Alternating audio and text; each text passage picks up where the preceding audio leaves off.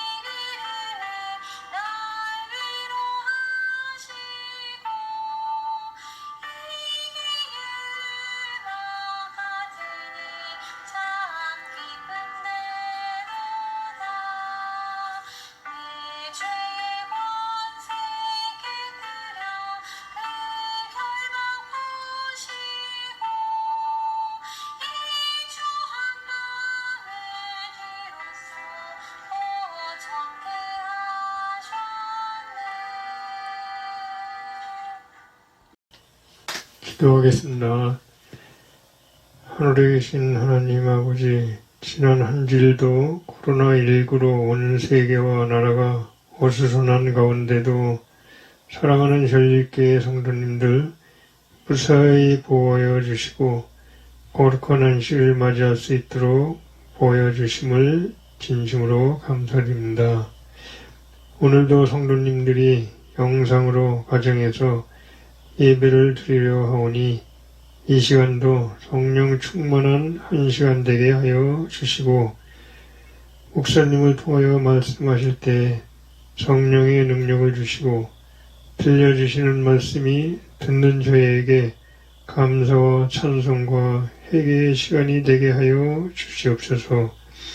하나님 아버지, 지난 한 주일도 주님의 뜻대로 산다고 하였으나 빛과 소금의 역할을 하지 못한 것을 용서해 주시고 바라옵기는 하루속히 코로나가 물러가고 마음껏 주님을 찬양할 수 있도록 하여 주시고 이러한 상황 속에서도 주님을 향한 기도와 찬송이 끊이지 않도록 하여 주셔서 일주일 동안도 주님과 함께 동행하는 성도님들 되게 하여 주시옵기를 예수님의 이름으로 간절히 기도드리옵나이다. 아멘. 언제쯤이나 없어질까요? 저희 가족은 학교도 못 가고 유치원도 못 가고 어린이집도 못 가고 있어요. 언제쯤이나 괜찮아질까요? 놀이터에 놀러 가고 싶어요. 에휴, 가족들이랑 외식한 지도 오래됐어요. 하나님께서는 왜 우리에게 이런 어려움을 주시는 걸까요? 그러게요. 그러고 보니까 성경에서도 이해할 수 없는 어려움을 겪었던 사람이 한 명 있었는데요. 한번 이야기를 들어보실래요? 네! 여기는 우스 땅이에요. 이곳에 욥이 살고 있었어요. 욥은 하나님 앞에서 온전하고 정직하게 살았어요. 하나님께서는 욥을 사랑하셔서 욥에게 많은 복을 주셨어요. 그러던 어느 날 사탄이 하나님을 찾아왔어요. 하나님께서 사탄에게 말씀하셨어요. 사탄아, 너는 어디서 왔냐? 이 땅, 저 땅, 여기저기 다녀왔습니다. 그래, 혹시 욥을 보았느냐? 욥은 나를 사랑하며 정직하게 살더구나. 그러자 사탄이 말했어요. 욥이요? 하나님께서 욥에게 복을 많이 주시니까 욥도 하나님을 사랑하는 거지요. 지금이라도 주신 복을 다 빼앗아 가시면 욥도 틀림없이 하나님을 떠날 거예요. 하나님께서 말씀하셨어요. 그래? 그럼 욥을 너에게 맡기마. 다만 그의 생명만은 절대로 건드리지 말거라. 욥은 과연 어떻게 되었을까요? 저기 욥의 하인들이 한 명씩 뛰어오고 있네요. 뭐라고 소리를 지르면서 달려오고 있는데요. 주인님, 주인님, 큰일 났어요. 스바 사람들이 소와 나귀를 전부 빼앗아갔어요. 주인님, 주인님, 큰일 났어요. 갈대아 사람들이 낙타떼를 다 훔쳐가 버렸어요. 큰일 났어요, 주인님. 하늘에서 불이 떨어져서 양떼와 종들이 그만 다 죽고 말았어요. 어떡하죠, 주인님? 주인님, 너무 놀라지 마십시오. 큰 바람이 집을 무너뜨려서 주인님의 아들들과 딸들이 모두 죽었습니다. 우리 아들, 딸들이 이럴 수가. 어떻게 나에게 이런 일이.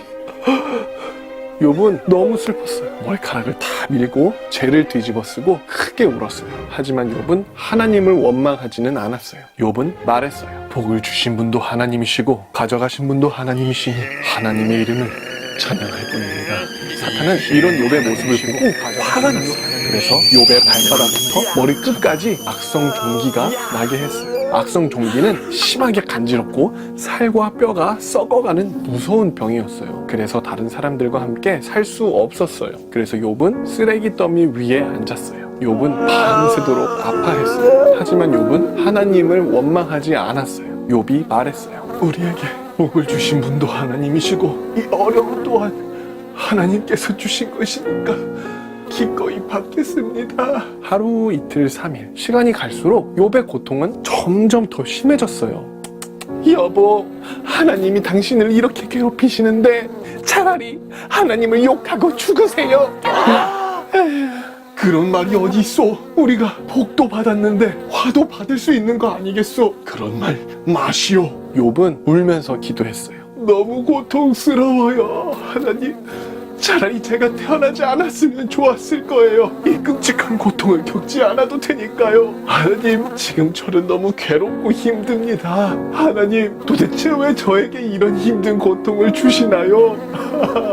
저기 욥의 3명의 친구가 욥을 위로하려고 찾아왔어요. 하지만 욥의 친구들은 욥이 잘못한 일이 많아서 큰 어려움을 당하는 거라고 말했어요. 아하, 욥, 자네 어떻게 하다가 이렇게 된 건가? 도대체 무슨 죄를 지었길래 이렇게 하나님께 심한 벌을 받고 있는 건가? 자네가 큰 죄를 지었으니까 이런 벌을 받는 거라네. 무슨 잘못을 했는지 좀 생각해 보시게나. 다 자네를 위해서 하는 말이야. 친구들의 말은 욥에게 위로가 되지 않았어요. 오히려 욥을 더 힘들고 화나게 했어요. 그냥 가만히 있지 왜 저렇게 욥을 힘들게 할까요? 가만히 있으면 중간이라도 간다는 말은 꼭 저럴 때를 두고 하는 말인 것 같아요. 저희 할머니께서 그러셨는데 욥처럼 어려움을 겪고 있는 사람에게는 아무 말 없이 옆에만 같이 있어줘도 위로가 된다고 하셨어요. 자네들 내 친구 맞나? 자네들은 나를 위로하러 온 겐가 괴롭히러 온 겐가? 그때였어요. 우렁쾅쾅 폭풍우가 몰아쳤어요. 하나님께서 폭풍우 가운데에서 욥에게 말씀하셨어요. 이 세상을 만든 이가 누구더냐? 때를 따라 마른 땅에 비를 내리고 배고픈 동물들을 먹이는 이가 누구더냐? 네가 고통받는 이유를 모른다고 해서 나에게 화를 낼 수 있겠느냐? 욥은 하나님께 말했어요. 하나님, 하나님께서는 못하시는 일이 없다는 것을 이제야 깨달았습니다. 하나님의 계획이 반드시 이루어진다는 것도 분명히 깨달았습니다. 제가 잘 알지도 못하면서 하나님께 함부로 말했습니다. 예전에는 하나님께서 어떤 분이신지 듣기만 했지만 이제는 하나님을 깊이 알게 되었습니다. 하나님, 제 잘못을 용서해 주세요. 그렇게 욥은 하나님을 더 깊이 알게 되었어요. 하나님께서는 욥의 친구들에게 욥에게 가서 용서를 구하라고 말씀하셨어요. 욥, 미안하네. 네가 너무 함부로 얘기했었네. 미안하네. 아이고, 우리를 용서해 줄 수 있겠나? 하나님, 감사합니다. 하나님께서는 욥을 치료해 주시고 이전보다 욥에게 더 많은 복을 주셨어요. 욥은 이렇게 큰 어려움을 통해서 하나님을 더 깊이 알게 되었어요. 우리도 살아가면서 때로는 이해할 수 없는 어렵고 힘든 일을 겪을 수도 있어요. 우리가 하나님의 뜻을 알 수도 있지만 자세히 알지 못할 때도 있을 거예요. 하지만 하나님께서는 우리를 사랑하시고 가장 선한 길로 우리를 인도하신다는 것을 늘 기억하길 바라요. 네, 전도사님. 지난번 암송 말씀 시편 23편에서도 하나님은 우리의 목자시고 우리를 쉴만한 물가로 인도하신다고 했잖아요. 맞아요. 비록 우리가 하나님의 계획을 확실히 알 수는 없지만 욥의 이야기를 통해서 우리가 배운 것처럼 지금 우리가 겪고 있는 이 어려움을 통해서도 반드시 하나님의 계획이 있을 거라 믿어요. 맞아요. 이번 코로나19를 겪으면서 생명의 소중함, 가족의 소중함, 일상의 소중함을 깊이 깨닫고 있잖아요. 맞아요. 매주 교회에서 마음껏 뛰놀던 게 그렇게 감사한 건지 이제야 깨달았어요. 우리 친구들이 그런 깨달음을 얻었다니 참 감사하네요. 이렇게 우리가 지금 잠깐 동안 어려운 시기를 지나고 있지만 끝까지 하나님을 믿고 하나님의 때를 기다리는 자녀들이 되었으면 좋겠어요. 그렇게 되기를 다짐하는 마음으로 함께 기도할게요. 하나님, 오늘 이야기 속에서 욥은 큰 어려움 속에서 하나님을 더 깊이 알게 되었어요. 우리도 어려움이 생겼을 때 하나님께 기도하고 하나님을 믿는 하나님 나라의 어린이가 될래요. 예수님의 이름으로 기도합니다. 아멘.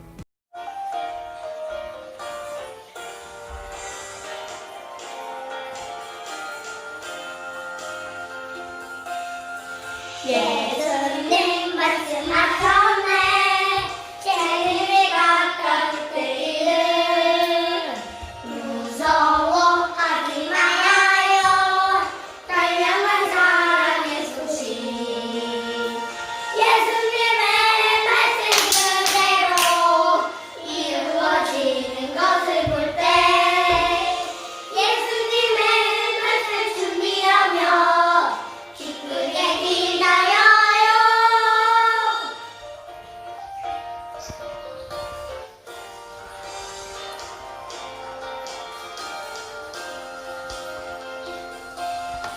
예수님 말씀하셨네. 재림이 가까울 때에는 무서워하지 말아요. 날 향한 사랑의 소식. 예수님의 말씀 그대로 이루어지는 것을 볼 때 예수님의 말씀 준비하며 기쁘게 기다려요. 차렷 인사.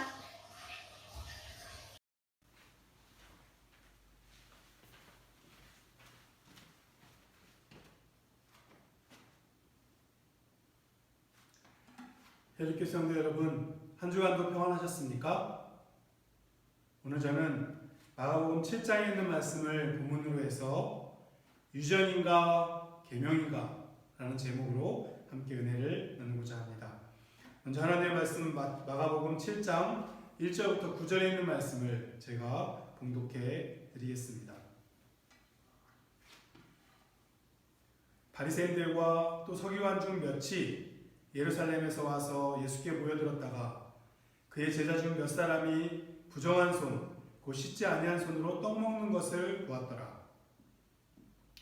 바리새인들과 모든 유대인들은 장로들의 전통을 지키어 손을 잘 씻지 않고서는 음식을 먹지 아니하며 시장에서 돌아와서도 물을 뿌리지 않고서는 먹지 아니하며 그 외에도 여러 가지를 지키어 오는 것이 있으니 잔과 주발과 놋그릇을 씻음이로라.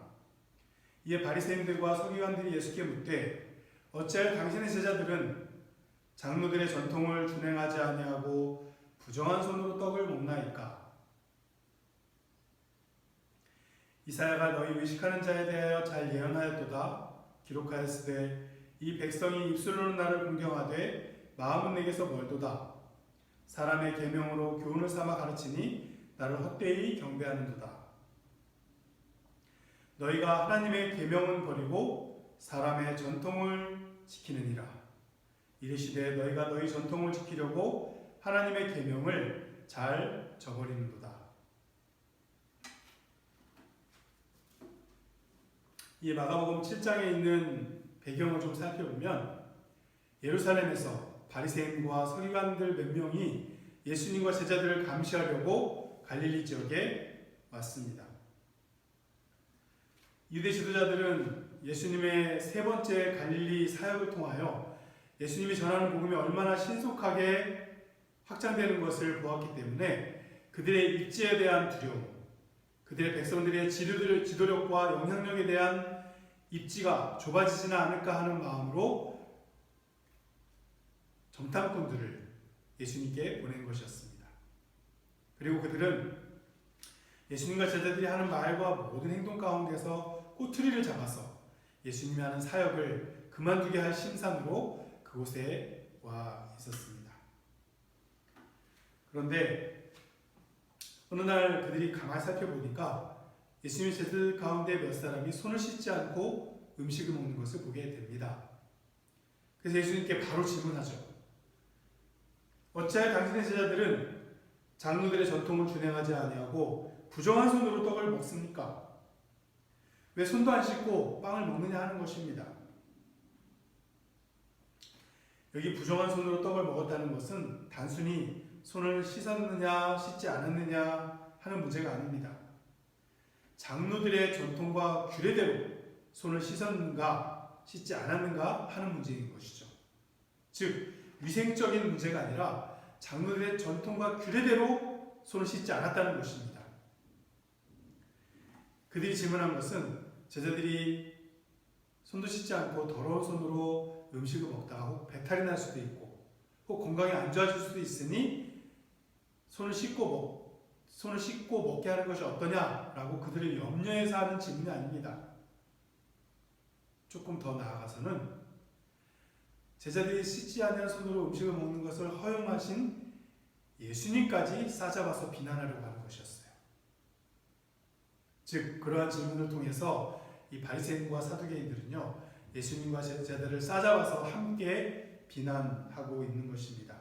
왜 너희들은 장로들의 전통과 규례를 존중하지 않느냐 하는 것이 이 질문의 핵심이었습니다.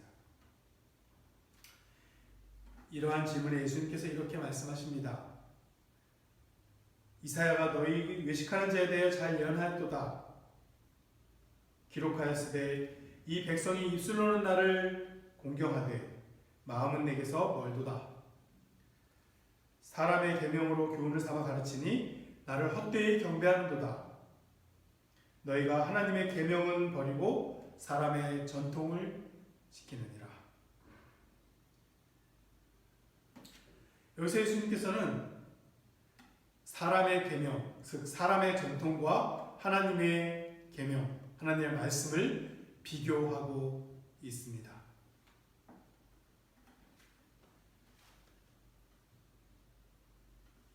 너희의 전통이 더 중요하냐, 너희의 유전이 더 중요한 것이냐, 하나님의 계명, 하나님의 말씀이 더 중요하느냐 하는 것이죠. 여러분 여기서 우리는 이 유전에 대해서 좀 알아야 될 필요가 있습니다. 장로들의 유전은 어떤 것일까요? 재림교 주석에서는 이렇게 이야기합니다. 이 유전이라는 것은 원래는 율법을 보호하려는 목적에서 만들어진 것이라고 이야기합니다. 그런데 그 율법을 보호하려는 목적에서 만들어진 이 전통과 유전이 나중에는 율법 자체보다 더 거룩한 것으로 여겨지게 되었다는 것에 문제가 있는 것입니다. 구두로 전승되어 온 유전의 요구들을 이 기계적으로 순종함으로써 사람은 자동적으로 십계명을 포함한 모든 성문화된 율법을 지키고 있는 것이 되었다. 라고 영감형에서도 이야기합니다. 즉 유전만 잘 지킨다면 율법에 대해서는 신경 쓰지 않고 율법의 정신도 신경 쓰지 않아도 된다라고 이 장로들이 가르친 것입니다. 이러한 유전을 지키는 것과 강조하는 것에 문제가 있는데 그것은 사람이 자기의 행위로 무엇인가를 해야만 하나님의 의를 얻을 수 있다라고 하는 생각입니다. 즉 믿음으로 말미암는 의가 아니라 사람의 행위로 하나님의 구원을 얻을 수 있다라고 이스라엘의 지도자들이 백성들에게 가르쳤다는데 그 문제가 심각한 것이었습니다. 바리새인들은 인간의 행위에 대한 엄격한 훈련이 꼭 필요하다고 생각했어요. 심지어 이렇게까지 이야기합니다. 사람으로 율법을 배우게 하고 불순한 동기로라도 계명을 준수하게 하자. 이는 때가 되면 그가 선한 동기로 그렇게 해야 한다는 것을 배울 것이기 때문이다. 즉 불순한 동기로라도 율법을 먼저 지키게 하자. 나중에 그 동기가 선한 것으로 바뀔 것이다 라고 생각했습니다. 그들은 씻는 일에 관하여 여러 가지 어리석은 규칙들을 만들었다. 사용하는 물의 양, 그 물을 사용하는 방법, 물을 바꾸는 횟수, 한꺼번에 씻을 수 있는 사람들의 수 등 아주 세세한 규칙들을 만들어서 사람들에게 그것을 지키도록 강조했다는 것입니다. 심지어 이 사람들이 만들어 놓은 규칙이요 613가지입니다. 613개. 랍비들은 모세율법 토라를 613가지의 독립된 법령으로 나누어 놓았는데 그중 365가지는 금지 조항, 248가지는 지시 조항으로 되어 있다. 즉 이렇게 613가지의 해야 할 일과 하지 말아야 할 일들을 만들어 놓고 백성들이 이것을 잘 지키면 너희는 구원받는다라고 강조한 것입니다. 그들은 그 각각의 법령에 관하여 자의적으로 허용되는 것과 허용되지 않는 것으로 구별해 놓고 일상의 모든 행위를 세세한 점에 이르기까지 규제하려고 노력했습니다. 그리고 이처럼 서기관과 바리새인들은 사소한 법령들을 늘리고 그러한 법령들을 구체적인 삶의 정황에 적용하는 데만 목적을 두고 있었기 때문에 훈계에 훈계를 점점 더하게 되었고 경계에 경계를 더하게 되었습니다. 그들이 언제까지 이러한 일을 했을까요? 그렇게 하기를 하나님의 거룩한 율법의 통일성과 목적이 완전히 상실될 때까지 그렇게 계속하였습니다. 그래서 예수님께서는 3년 반의 공생애 동안에 이렇게 깊이 각인되어진 백성들의 생각과 마음 가운데 인간의 전통과 유전보다도 하나님의 말씀이 더 중요하고 하나님의 계명이 더 중요하다는 사실을 회복시키려고 부단히도 노력하셨습니다. 그리고 외형적인 종교의 형식들을 제거해버리고 그 계명의 원칙 정신인 사랑을 그들 마음 가운데 넣어주기를 간절히 원하셨습니다. 그래서 예수님께서는 이러한 바리새인과 서기관들의 질문에 선지자 이사야의 예언을 통해서 대답하신 것입니다. 장로들의 유전을 내세우는 그들에게 하나님의 계명과 말씀을 더 내세우면서 예수님께서는 대답하신 것입니다. 인간의 전통과 하나님의 말씀, 인간적인 선과 하나님의 선, 종교적인 형식주의와 종교적인 내용, 종교적인 위선과 종교적인 사랑 등이 여기서 대립하고 있는 것입니다. 그러므로 예수님은 서슴지 않으시고 그들을 향하여 너희는 위선자라고 비난하셨습니다. 위선자, 즉 두 얼굴을 가졌다는 것입니다. 겉으로 보기에는 의로운 것 같고 계명을 잘 지키는 것 같지만 실상은 그들이 종교를 이용하여 백성들에게 영향력을 행사하고 자기는 의로운 사람이라는 것을 강조하면서 자랑하면서 기득권을 유지한 채 백성들을 잘못된 길로 인도하고 있는 것입니다. 여러분 만약에 일제 식민지 시대에 살았던 사람이 현대 시대에 와서 그 당시의 전통과 관습을 운운하며 오늘날 사람들도 그것을 지켜야 된다고 강조하면 어떠한 상황이 벌어질까요? 사람들이 어떻게 반응하겠습니까? 이제 새로운 시대가 다가온 것입니다. 메시아가 이 땅에 왔습니다. 근데 그들은 그것을 인정하려고 하지 않는 것입니다. 시대의 변화를 애써 외면하는 것입니다. 자신의 기득권을 계속 유지하고 싶고 자신의 백성들에 대한 영향력을 계속 간직하고 싶어 하는 것입니다. 새로운 복음의 시대, 메시아의 시대가 왔는데도 그들은 그 변화를 수용하지 못하는 것입니다. 그래서 관습과 전통으로 다른 사람을 비난하고 규제하고 계속 정죄하는 삶을 통하여서 그들은 위선자의 삶을 계속 살고 있었다는 것입니다. 그러한 그들에게 예수님께서는 너희는 하나님을 헛되이 경배하고 있다라고 신랄하게 비판하셨습니다. 원래 이 정결규례의 원천은 이 제사장들이 성전에 들어가기 전에 반드시 이 물도멍에서 손을 씻어야 했습니다. 하나님 앞에 나갈 때 거룩한 마음으로 나가기 위한 상징으로 손을 씻은 것입니다. 그러니까 손을 씻는 행동보다 더 중요한 것은 무엇이냐면 이 손을 씻는 마음입니다. 내가 깨끗한 마음으로 하나님 앞에 나가겠다라고 생각하는 것이죠. 여러분, 예배에서 정말로 중요한 것이 무엇일까요? 사람의 계명, 즉 전통입니까? 재미가 있어야 합니까? 꼭 정시에 끝나야 합니까? 예배 형식이 중요합니까? 여러분, 예배는 하나님 앞에 나를 드리는 것입니다. 십자가를 목에 걸고 다니는 것보다 십자가를 내가 지고 사는 삶이 더 중요합니다. 어떠한 직분을 받았냐보다 내가 어떻게 사느냐가 더 중요한 것이라는 것이죠.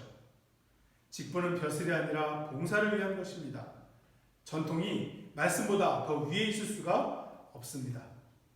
그런데 바리새인들과 서기관들은 자신들의 전통으로 사람들을 비판하고 잘못된 길로 그들을 인도하는 것입니다. 하나님의 계명을 저버리고 사람들의 전통을 더 높이 세우는 것입니다.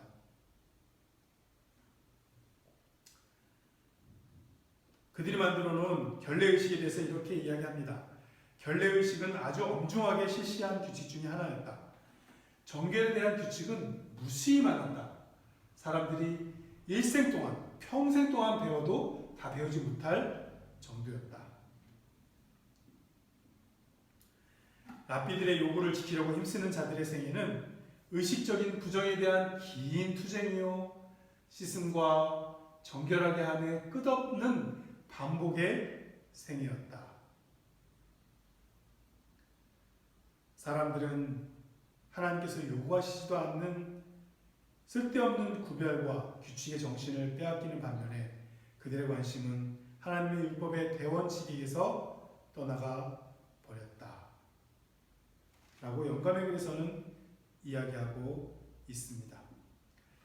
그러면서 이 마가복음 7장 이 10절서부터는 예수님께서는 한 가지 예를 들어서 그들에게 말씀하고 계십니다.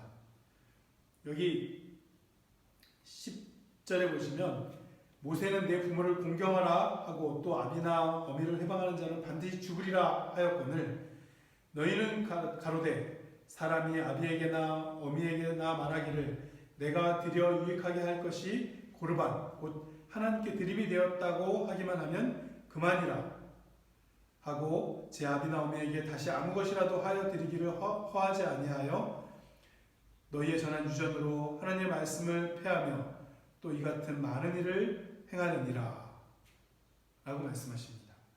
여러분, 이 고르반이라는 말이 나오는데 이 고르반이 무엇이냐면 보다 거룩한 목적에 우선적으로 바쳐졌다는 것입니다. 즉 하나님의 거룩한 성전 용도로 바쳐지는 모든 것들을 고르반이라고 이야기하고 있습니다. 그래서 이 자식들이 이 부모를 공경해야 되라는 것이 내 부모를 공경하라. 이것이 성경의 10계명의 5번째 계명인데 이 자녀가 부모를 공경해야 함에도 불구하고 이 장로들의 유전 가운데 하나인 이 고르반 제도를 악용해서 즉 내가 내 재물을 하나님께 드렸다. 즉 고르반이라고 부모님께 말씀드리면 그들은 더 이상 부모님에게 공경하지 않아도 되는 그런 권리를 획득하게 되는 것입니다. 특히 유대 장로들은 이러한 유전을 만들어 놓고 유대인들이 이러한 고르반 제도를 악용하는데 그들이 허락을 했습니다. 그래서 자기 재산이 하나님께 고르반되었다라고 서운함으로써 부모를 부양하는 책임에서 벗어날 수 있게 허락해 줬다는 것입니다. 그렇다고 그들이 그 고르반된 자기 재산을 당장 하나님께 바치지 않아도 되었으므로 이러한 장로들의 유전은 백성들로 하여금 내 부모를 공경하라라고 하는 하나님의 5번째 계명과 그리고 고르반되었다라고 서약하고서도 실제적으로 하나님께 바치지도 않는 신성 모독의 죄를 범하게 하는 것이었습니다. 많은 유대인들이 이 고르반 제도를 악용해서 하나님께 서원해놓고도 드리지도 아니하고 자기 부모를 공경하지도 않고 자기 부모를 모시지도 않고 그들을 도와주지도 않는 그러한 악을 계속적으로 범해 왔다는 것입니다. 이렇게 장로들의 유전과 전통이 하나님의 계명을 폐해버린 것입니다. 역사적으로 볼 때 이러한 일은 또 있습니다. 1894년 9월 23일자 이 가톨릭 교회의 미러지라는 책자에서는요 이렇게 기록하고 있습니다. 가톨릭 교회는 개신교가 존재하기 약 1000년 전 이상 전에 그날을 토요일에서 일요일로 바꿨다. 또 가톨릭 교리문답서에 보면 이렇게 기록합니다. 질문: 어느 날이 안식일인가? 답변: 토요일이 안식일이다. 질문: 그런데 왜 우리는 토요일 대신에 일요일을 지키는가? 답변: 가톨릭 교회가 라오디게아 종교회의에서 토요일에서 일요일로 바꿨기 때문에 토요일 대신에 일요일을 지킨다. 가톨릭 백과사전입니다. 유대인의 안식일, 즉 주일의 7째 날에서 첫날로 경배일을 바꾼 후 교회는 셋째 계명을 바꿔 일요일을 주의 날로 거룩하게 지켜야 할 날로 정했다.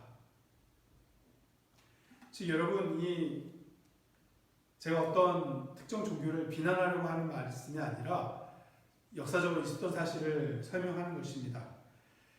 교회의 전통과 유전이, 관습이 하나님의 계명을 폐한 것입니다. 여러분, 가톨릭 교회는 교회 전통과 권위가 성경보다 하나님의 말씀보다도 위에 있습니다. 그래서 그들은 십계명의 안식 계명을 주일로 바꿔버렸고 우상숭배 계명은 아예 삭제시켜 버렸습니다. 교황은 하나님의 지상 대리자이며 모든 권세를 가지고 있습니다. 하늘 성소를 가리우며 이 지상 성소에서 고해성사와 또 면제부와 여러 가지 캐톨릭의 교회의 관습들로 인해서 너희 죄와 용서받을 수 있다라고 가르치면서 예수님의 하늘 성소에서의 제사장 사역을 완전히 가려버렸습니다. 그리고 그들은 이렇게 이야기합니다. 불교와 이슬람교 혹은 다른 종교를 비롯한 모든 타 종교에도 하나님의 빛과 은혜와 임재하심이 있다. 우리는 그들의 교리와 생활 양식을 존중하고 인정해야 한다. 그들과 대화하고 협력해야 한다. 라고 하면서 이 가톨릭 교회는요, 전 세계적으로 종교 통합 운동을 벌이고 있습니다. 세계 평화라는 기치 아래 모든 종교를 하나로 통합하려는 그런 시도를 하고 있다는 것입니다. 이것에 대해서 한 기자가 이렇게 기록했습니다. 세계사의 결정적인 순간에 항상 바티칸이 개입하고 있다. 바티칸은 미국이나 중국, 러시아를 합친 것보다 더 많은 영향력을 세계에 행사하고 있다. 개신교회는 어떨까요? 가톨릭에서 종교개혁으로 뛰쳐나온 이 개신교, 여러분, 이 개신교의 수많은 교회들도 그들이 계속 일요일 예배를 준수하는 이유는 그저 그들이 계속 그렇게 해왔기 때문입니다. 루터의 종교개혁 이후 수백 년 동안 계속 일요일 예배가 교회 전통적인 일요일 예배였기 때문에 계속 일요일날 예배 드리는 것입니다. 지금에 와서 바꾸려고 해도 쉽게 바꿀 수가 없습니다. 그래서 교회의 전통이었던 일요일 준수 때문에 그토록 수많은 안식일에 대한 성경의 말씀을 무시하고 못 본 채 하고 계속 일요일 예배를 고집하고 있는 것입니다. 그렇다면 우리 재림교회는 이러한 모습에서 완전히 자유롭다고 말할 수 있을까요? 어떤 분에게 들은 이야기입니다. 어떤 교회의 안식일 날 아주 유명한 목사님이 이 설교자로 오시게 되었어요. 이제 예배가 다 끝나고 점심시간이 되어서 이제 점심을 먹으려고 하는데 이 배가 고픈 어린 아이들이 식당에 가서 먼저 먹으려고 하는 것입니다. 근데 어떤 집사님 한 분이 얘들아 안 돼. 오늘 이 준비한 특별 음식은 그 목사님, 그 손님으로 오신 유명한 목사님께서 우리가 준비한 거니까 그 목사님과 손님들 먼저 다 뜨고 어른들부터 다 먹고 난 다음에 너희가 음식을 먹어야 된다라고 나무라는 것이었어요.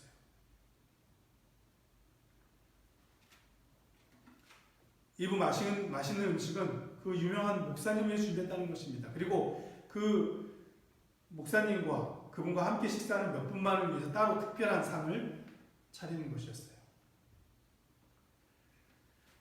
여러분, 아이들도 먹고 싶을 텐데 사실 아이들이 더 금방 배고파집니다. 왜 교회에서 모든 음식을 똑같이 먹지 못하고 어떤 특별한 사람들만 먹을 수 있게 하는 것인지, 사회에서 일어나는 차별이 교회에서 왜 똑같이 일어나야 하는 것인지 이해가 되지 않는 것입니다.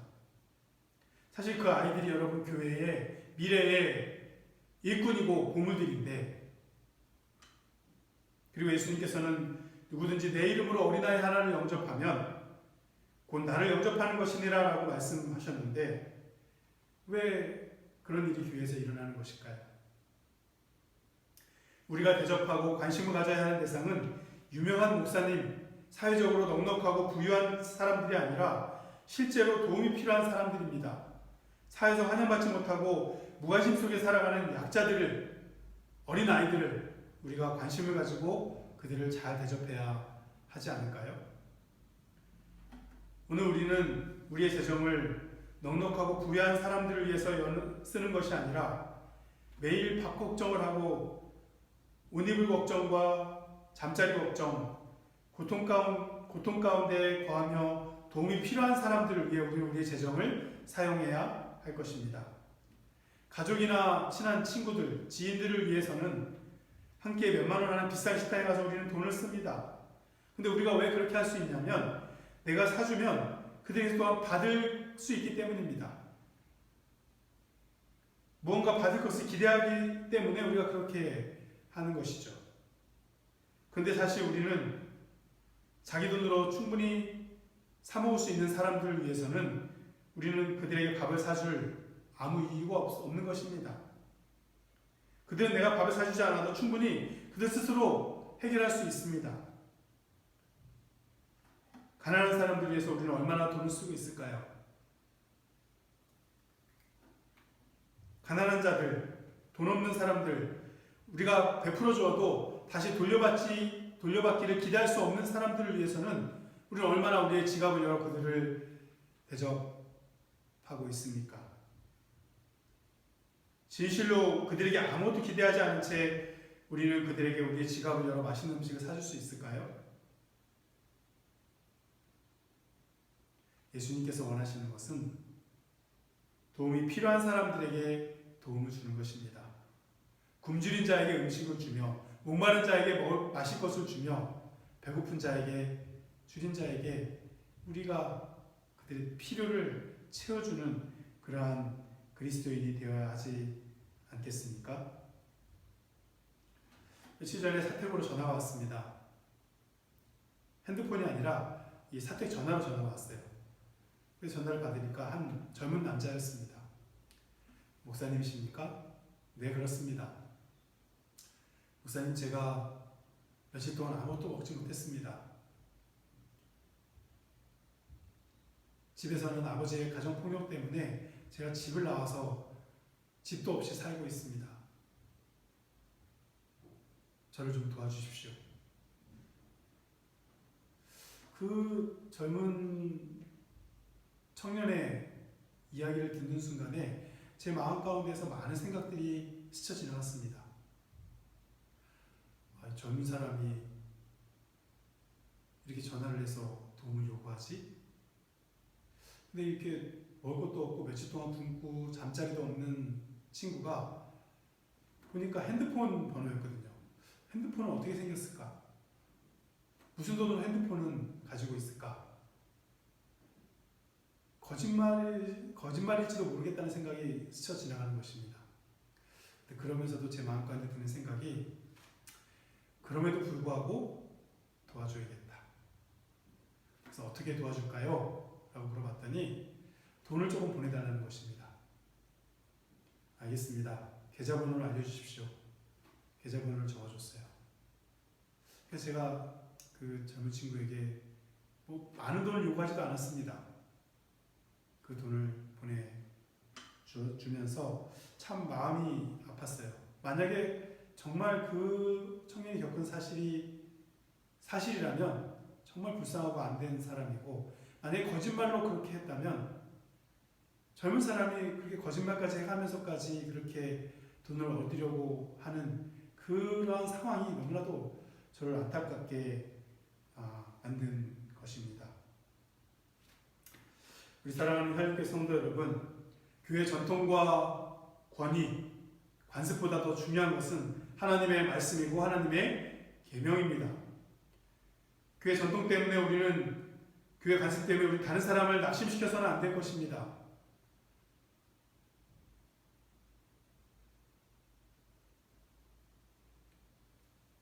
영혼군을 위해서 우리의 교회의 전통과 유전과 관습은 영혼구원을 위해서는 조금 유연하게 바꿀 수도 있어야 할 것입니다.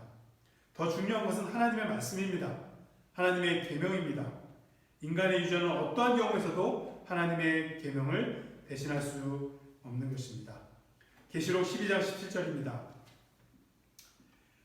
용이 여자에게 분노하여 돌아가서 그 여자의 남은 자손 곧 하나님의 계명을 지키며 예수의 증거를 가진 자들로 더불어 싸우려고 바다 모래 위에 섰더라. 마지막 시대의 남은 무리의 특징은 하나님의 계명을 가진 사람들입니다. 사람의 전통과 사람의 관습과 유전을 가진 사람들이 아니라 하나님의 계명을 지키며 예수의 증거를 가진 사람들입니다. 그렇습니다. 마지막 시대 남은 자손, 하나님의 계명을 지키는 사람들, 하나님의 말씀대로 매일의 삶 가운데서 순종하며 살아가는 우리 모든 혈립교회 성도님들과 제가 되시기를 간절히 소망하면서 오늘 말씀을 줄이겠습니다.